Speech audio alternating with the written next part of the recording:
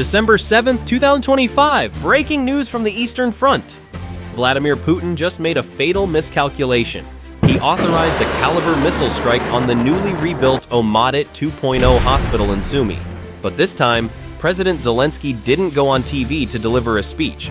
He simply picked up his secure phone and sent a 3-word text message to the 383rd Remotely Piloted Aircraft Regiment. Make them remember. 72 hours later, deep inside Russia, the city of Tula, 310 miles from the Ukrainian border, has suddenly gone dark. It is now 02:14 a.m. 14 carbon fiber ghosts, each weighing just 44 pounds, are skimming the surface of the Upa River at 124 miles per hour. They are flying at a suicidal altitude of just 8 feet, hugging the water so closely that their prop wash disturbs the surface. These are modified Ukrainian FPV drones. The Russian night shift workers at the Shcheglovsky Val plant have exactly 43 minutes left to finish their coffee before the only factory left in Russia capable of building S-400 radars is turned into a pile of ash worth $500 million. The total price tag for this entire swarm is just $490,000. Yet, what they are about to incinerate is a specialized production line that took Moscow 12 years to build. Putin thought he could break Ukraine's spirit with terror. Tonight, 14 plastic planes built in a garage are about to teach him a very expensive lesson in asymmetric warfare. At 03:10 a.m., inside the climate-controlled cabin of the 96N6E Big Bird radar, the green sweep line rotates hypnotically, painting a picture of a perfectly empty sky. This system is the pride of the Russian aerospace forces, capable of tracking 300 targets simultaneously at the edge of space. But tonight, the Russian major manning the console is fighting a battle not against NATO, but against sleep. He lifts a thermos of lukewarm tea to his lips, his eyes glazing over as he stares at the flat line of the horizon. He believes that nothing larger than a sparrow can move in Tula's airspace without tripping a dozen alarms. He is dead wrong. 3 miles away, physics is playing a cruel trick on his $500 million sensor. The 14 Ukrainian FPV drones are not flying over the landscape, they are flying through it. Racing along the winding Upa River at 124 miles per hour, they hug the water surface at a terrified altitude of just 8 feet. The river here is cut deep into the terrain, flanked by steep 60-foot earthen embankments. These mud walls create a natural radar trench, a blind spot that the Big Bird's horizontal beams simply cannot penetrate. The electromagnetic waves slam into the dirt and bounce back as harmless ground clutter. Suddenly, a single pixel flickers on the major's screen. It is a momentary anomaly. Drone number 7 banked slightly too hard around a sharp river bend, exposing its wingtip to the radar beam for 0.4 seconds. The major pauses. He sets his cup down with a sharp clack. He leans forward, squinting at the sector. Wild ducks again? He thinks, his finger hovering over the alert button. The blip vanishes as the drone's flight computer aggressively corrects its role. The screen returns to silence. The major exhales, mutters a curse about the local wildlife, and picks up his tea. 10 seconds later, the entire swarm slips past his perimeter. He is still staring at the all-clear signal, completely unaware that he has just become the most expensive blind man in military history. At 03:15 a.m., 17 miles from the target, the second layer of the Russian defense grid activates with violence. The Krasuka 4 electronic warfare station, a truck-mounted beast designed to blind AWACS aircraft and burn out low-orbit satellites, surges to maximum output. On the main console, the spectrum analyzer spikes into the red. The Russian technician watches with satisfaction as the local radio frequency band dissolves into a wall of white static. He wipes a bead of sweat from his forehead and grins at his commander. In his mind, the Ukrainian drones have just been lobotomized, their GPS chips fried and their control links severed, sending them spiraling into the snow. He is wrong. In the dark sky above, the 14 FPV drones do not spin out of control. As the jamming wave hits them, their onboard processors detect the loss of GPS signal and instantly execute a pre-programmed failsafe. The drones stop listening to satellites and start looking at the ground. Their belly-mounted cameras snap open, scanning the moonlit landscape below. The AI software locks onto the most distinct visual feature in the darkness, the high-contrast silver glint of the main 110 kilovolt power transmission lines running toward the city. To the drone's computer, these wires are a glowing highway. The swarm snaps into formation, descending to just 50 feet and weaving aggressively between the steel pylons. They are now surfing the enemy's own infrastructure, using the Russian power grid as a physical map to find the factory. Back in the Krasuka 4 van, the technician's smile vanishes. The radar screen, which should be empty, suddenly lights up with 14 chaotic, flickering targets. They aren't drifting with the wind, they are zigzagging with terrifying purpose, moving faster than before. The realization hits the room like a physical blow. The jamming didn't kill them, it just forced them to open their eyes. At 03:19 a.m., the airspace above the Shklovsky Val plant transforms into a deadly magic show. Suddenly, 3 new radar contacts erupt on the screens to the southwest, cruising at a commanding altitude of 2,600 feet. They are moving fast, and their electronic signatures perfectly mimic the terrifying profile of British-made Storm Shadow cruise missiles. Panic sweeps through the factory's defensive ring. Air raid sirens begin to wail. The turrets of 4 Pantsir S-1 units and 2 Tor M2 missile systems whip around instantly, their hydraulic motors whining in the cold air. Inside the lead Pantsir vehicle, a 20-year-old gunner is hyperventilating, his finger trembling over the engage button. He doesn't know that these missiles are actually $500 plywood decoys fitted with corner reflectors and cheap jet-assisted boosters. For 68 consecutive seconds, the night is ripped apart by raw firepower. The Pantsirs vomit their entire magazines into the sky.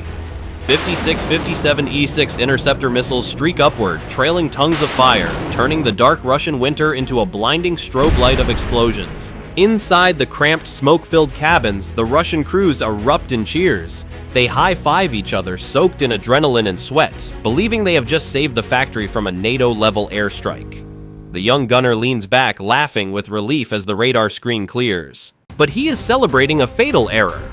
While every sensor and every pair of eyes was locked on the high-altitude distraction to the southwest, the 14 real FPV drones silently slipped through the northeast corridor.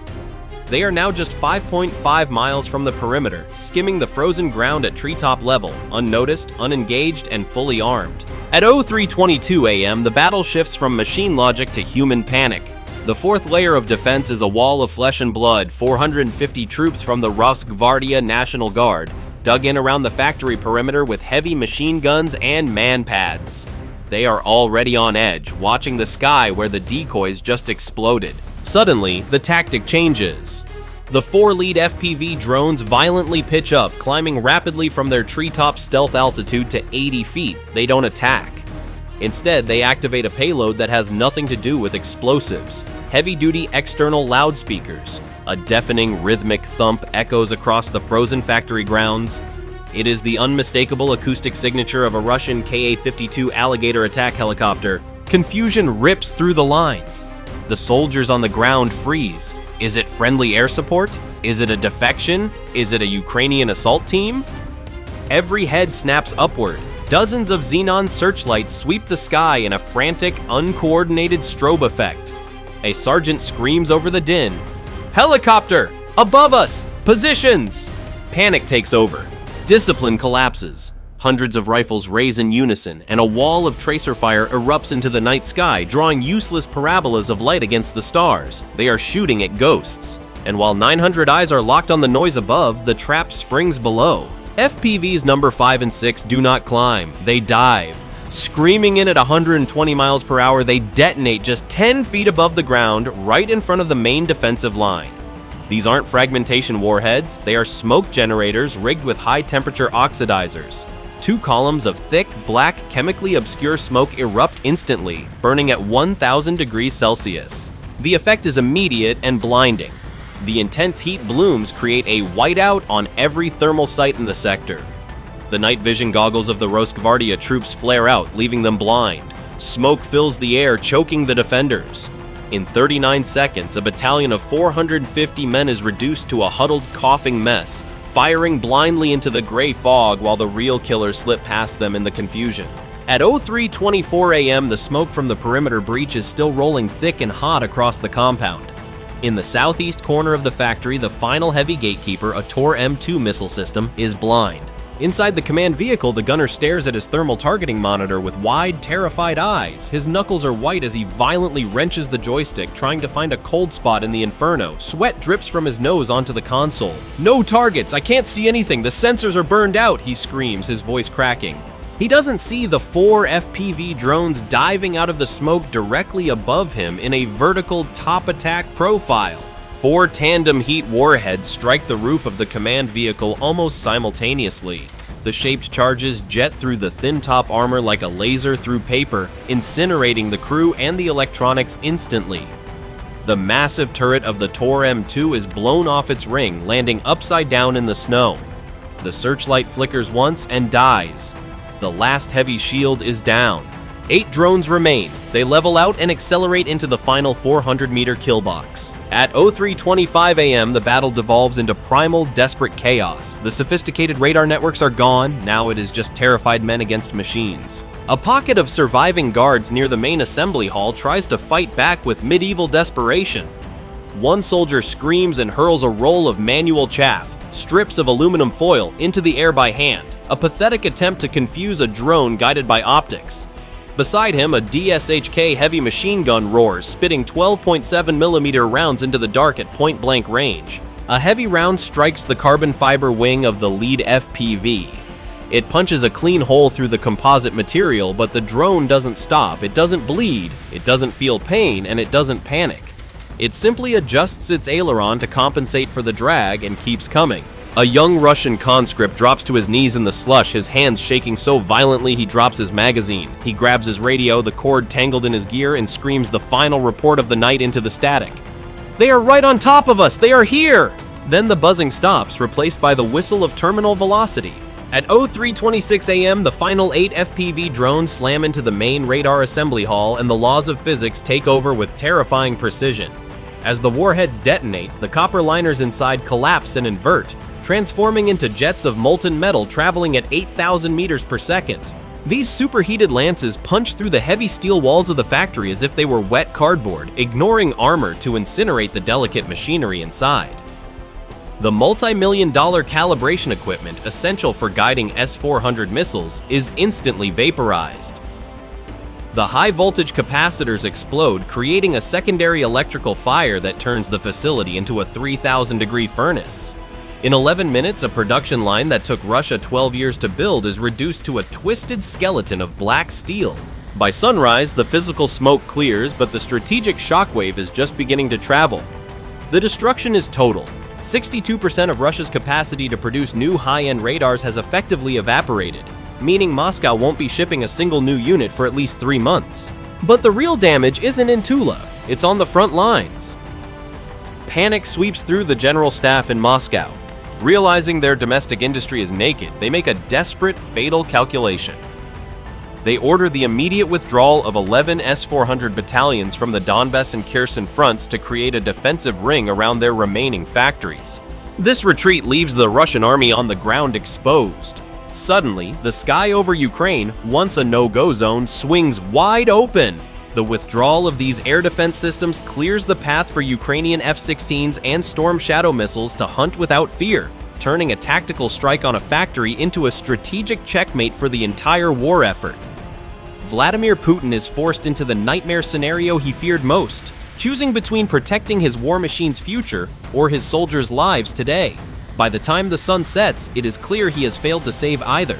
Meanwhile, the psychological blow lands harder than any explosive. Footage of the attack spreads across Telegram like wildfire, showing terrified Russian troops firing blindly into smoke, captioned with a brutal truth. When your $500 million air defense meets a garage-built drone.